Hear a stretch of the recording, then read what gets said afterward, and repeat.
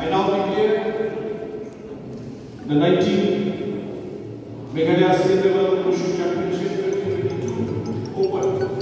May the best man win.